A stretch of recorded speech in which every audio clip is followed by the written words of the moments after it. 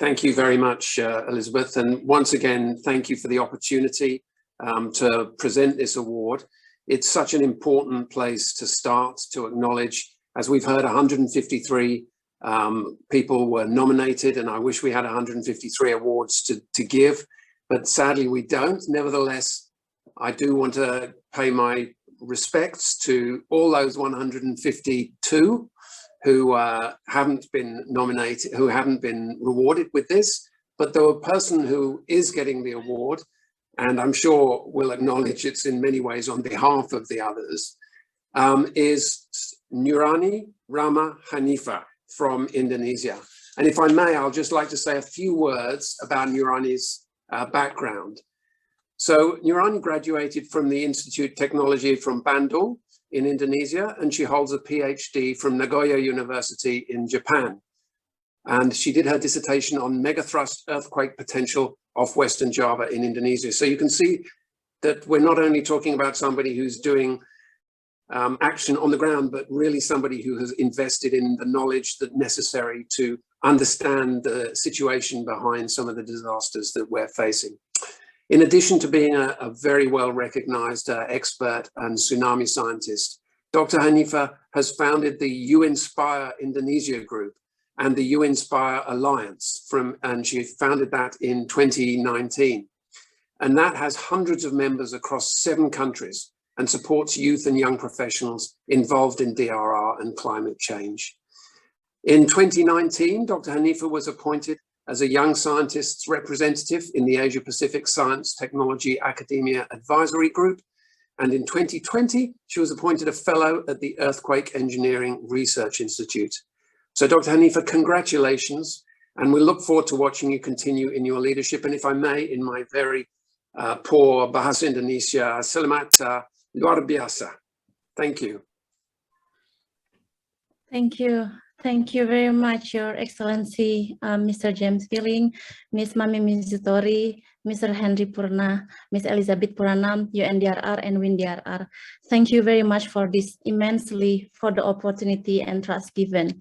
It is such an enormous honor to be selected as the winner of the Rising Star category and standing here with all the amazing finalists and nominees and women in DRR.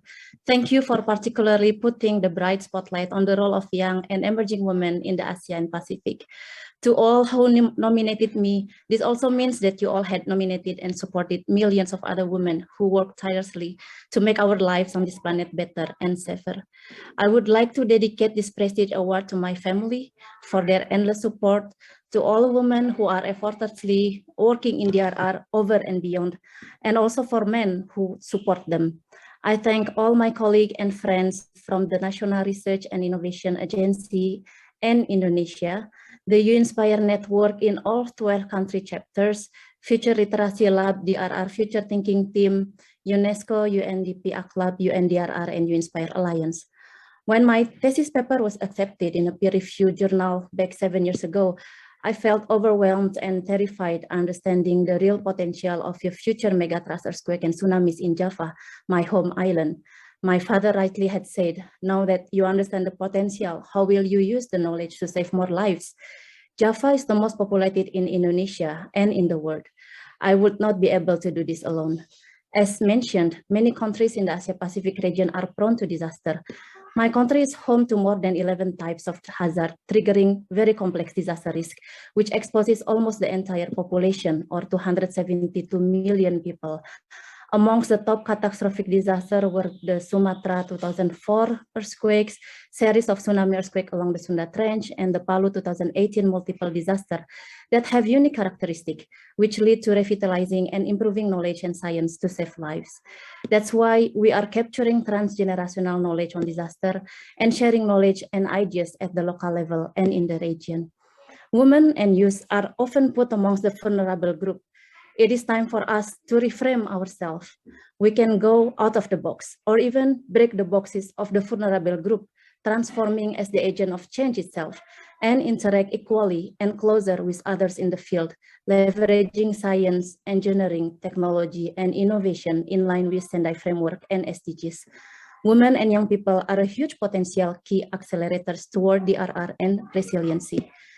DRR is not a one-time project, it is a lifetime mainstreaming. Our time frame is outlooking beyond decades and centuries.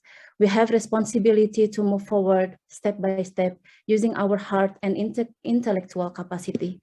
Together, we are able to save more lives. My heart is warmed and humbled with this recognition. I take this as a stronger motivation that we are indeed walking through the right paths. With this recognition, I do believe it will open more opportunities for women and young people to break through discipline of DRR.